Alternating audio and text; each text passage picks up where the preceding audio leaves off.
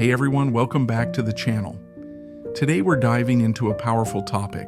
Lord, you are all that matters. I want to start with a story that really sets the stage for everything we're going to unpack. A pastor once asked an elderly man on his deathbed, "What's one of the most sobering realities of life that hits you right now?" Without hesitation, the man replied, "The brevity of it. Life is short. It passes by so quickly." Wow. Let that sink in for a moment. Life is fleeting, isn't it? And for so many people, that realization comes too late, when the clock's already run out. That's why today's message is all about living with urgency and faith, making every single day count for God's purposes. Because here's the truth. Time doesn't wait for you. It never will.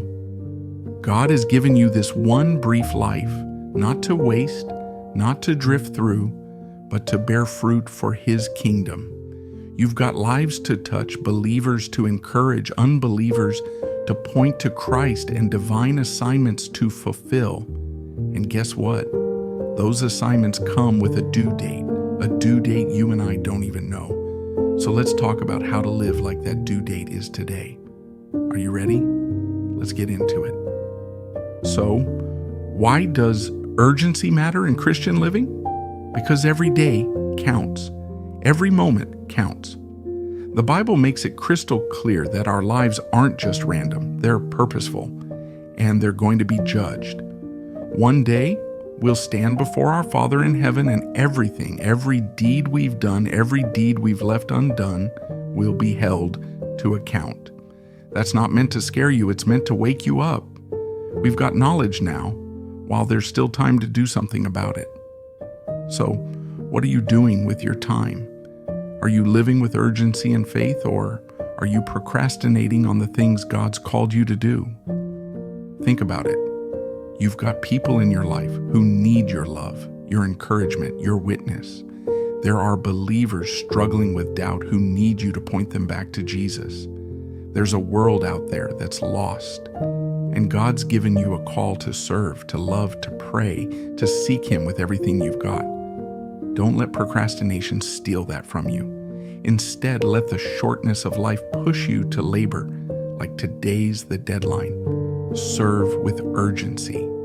Love with urgency. Pray with urgency. Seek God with urgency. Because when it's all said and done, our works will be judged, and not just judged, but tried by fire. Let's unpack that next. If you've been around Christian teaching for a while, you've probably heard this verse from James 2:14. "What good is it, my brothers, if someone says he has faith but does not have works? Can that faith save him?" That's a heavy question, right? Faith is foundational, but it's not just about what you believe. It's about what you do with that belief. And here's where it gets real. The Bible says in 1 Corinthians 3 that our works will be tested by fire. Everything we've built in this life will face a trial by fire, and only what's worthy in God's eyes will stand. Back in the day, the Corinthians knew exactly what tried by fire meant. Their city had been ravaged by flames. Everything that could burn was consumed, leaving only the strongest marble structure standing.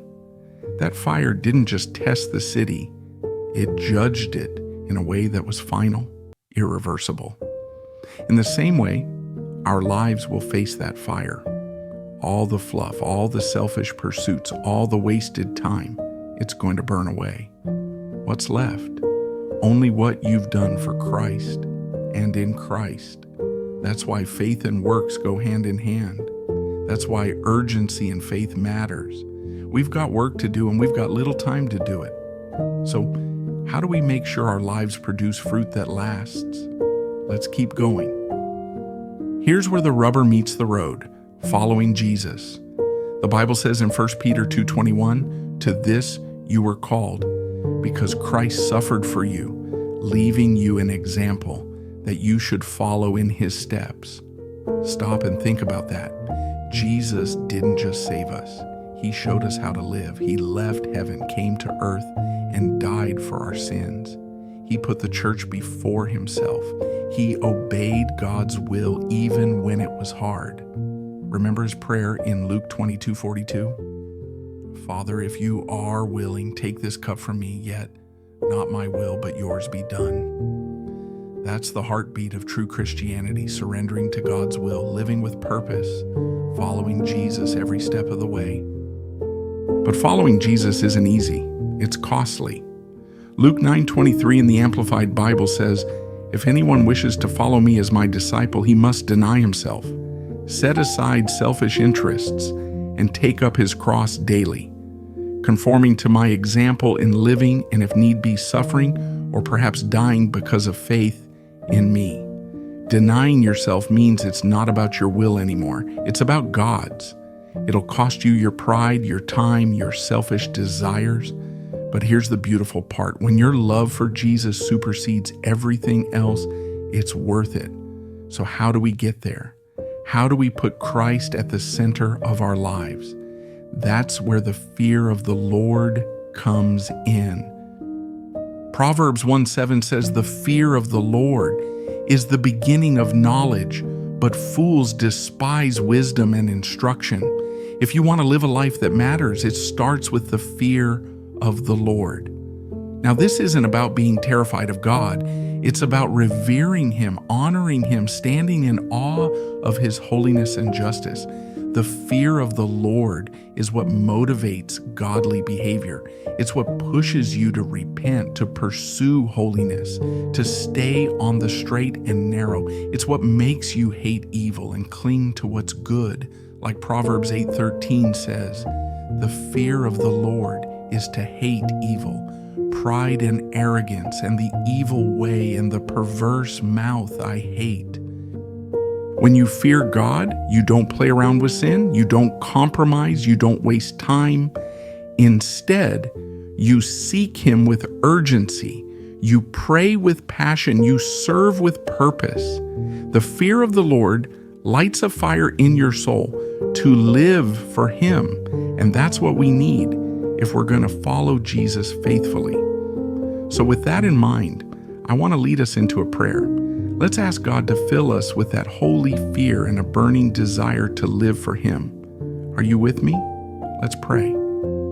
Dear Lord, you are all that matters. Your word in Proverbs 8:13 tells us that the fear of the Lord is to hate evil, pride, arrogance, and every perverse thing. Father, give us hearts that fear you. Help us not to compromise with sin. Make us diligent in how we live, so we hate what's evil and cling to what's good. Fill our hearts with an intense burning desire to seek you day and night.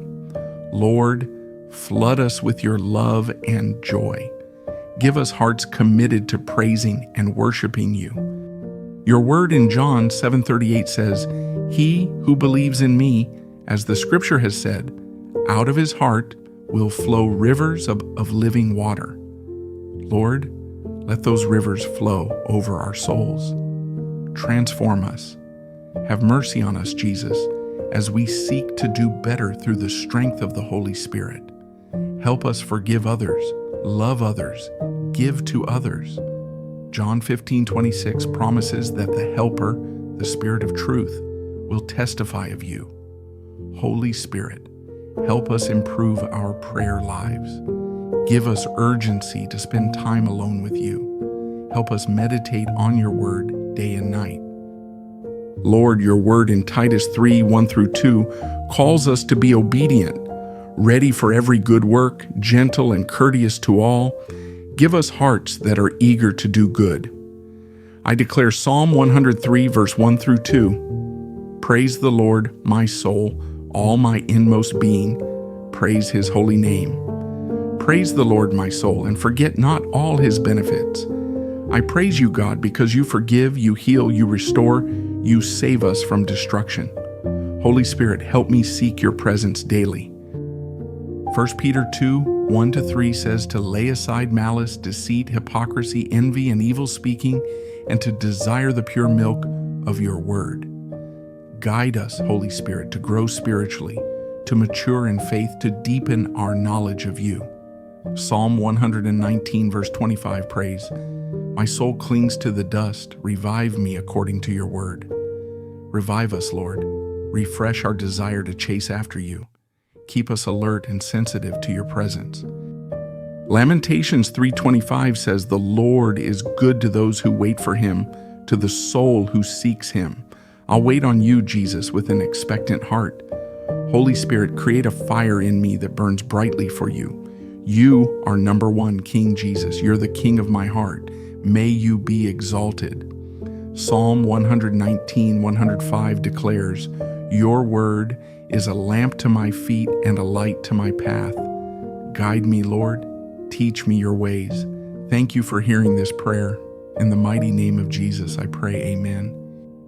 All right, let's bring this home with some practical steps. How do we live with urgency in faith? How do we make sure our works stand the test of fire? First, put God at the center of everything. That means daily denying yourself, taking up your cross, and following Jesus. It's not a one-time decision, it's a daily choice. Second, let the fear of the Lord shape your life. Hate what's evil, love what's good, and don't compromise. Third, get serious about prayer and God's Word. Meditate on Scripture day and night. Let it guide your steps. Fourth, serve others with urgency. Love, forgive, give, encourage. Finally, trust the Holy Spirit to help you grow. He's your helper, your guide, your strength.